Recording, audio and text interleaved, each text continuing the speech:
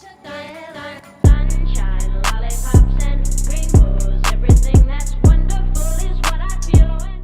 Ladies and gentlemen, welcome to the MP Presentations Train of Positivity Virtual Summit. It is my honor and privilege to introduce to you somebody who is very near and dear to our hearts and somebody who would be speaking on the topic of inclusion today. Phil, can you please introduce our audience to our wonderful speaker? Ladies and gents, this is Mollie Marshall, someone we've known for years, and as a young adult and leader, she has grown into this incredible professional that still lives out this mission, this passion and purpose of inclusion. But instead of me telling you all about it, you got to hear from the source, this person right here. Mollie, thanks so much for joining us today on the summit.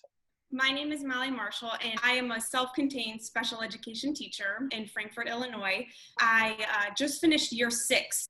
And all the craziness, we somehow wrapped it up. And I am also a personal support worker for an individual in the community who has Down syndrome. And now the word inclusion, Mollie, before we really get the ball rolling here, what does it even mean? To put it simply, I think inclusion in broad terms is the act of including or just simply being included. I think that there's two different ends of the spectrum, the person who is doing the including and then the person who is being included. This can go from religion, background, race, whether you have a disability or not. And so it's just making sure that everybody, regardless of their background and walk of life, has the same opportunity as you and I, providing those opportunities, providing ways for them to succeed in life and to, make the best of the life that they were given. And I feel like there's so many lines in the sand and so many divisions that as a community we've created. As somebody who's passionate about inclusion, I feel that my job is to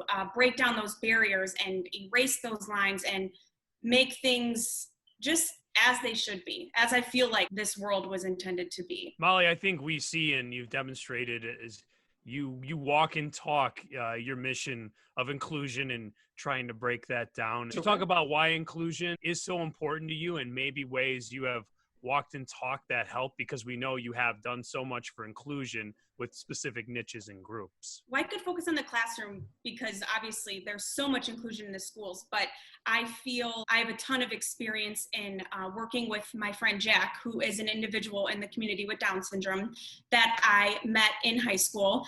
I have just firsthand seen the joy and happiness, ways that inclusion has benefited Jack, showing him that he deserves to work at Jersey Mike's just like anybody else. In my family, just last week, I was at my grandpa's funeral and Jack walked in the funeral just like any other human being. There was nothing weird about it. There was no, who's that man with Down syndrome? Because Jack has been included in my life and he has been a part of it. He's been around my family.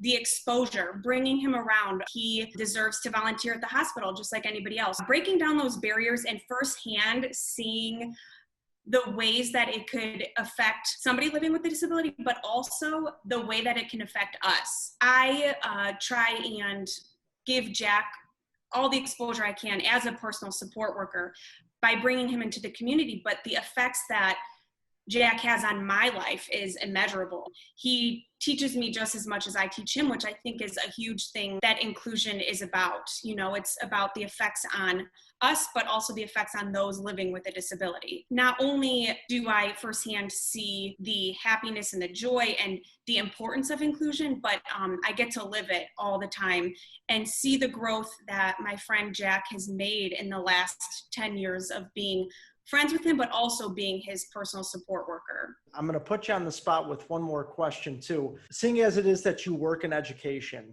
and let's say you have the opportunity now to maybe speak to a population of individuals who are younger than you, who want to jump into the world of education, specifically special education. If you were to give them like 1 or 2 sentences regarding advice about inclusion, what would it be? If I were to give a group of younger students advice on inclusion, it would be to make it natural, to make them feel wanted, to make them feel needed, to, treat them just as you would treat anybody else. Because one thing that I remember Jack telling me a couple years ago was that I treat him like a man. I don't treat him like a baby. He doesn't want to be treated any differently just because he has a disability. Things may be a little bit harder for him, but I think equal opportunity, providing a job coach for him to be successful at Jersey Mike's, having an open mind, being natural, being organic, and just treating them the way that you want to be treated. Mollie, before we officially leave, if someone hears this message right now and as an adult is inspired, is there a way they can dip their toe in the world of inclusion to start helping out and moving forward? I know you mentioned that your roots with inclusion started naturally in high school, and that's how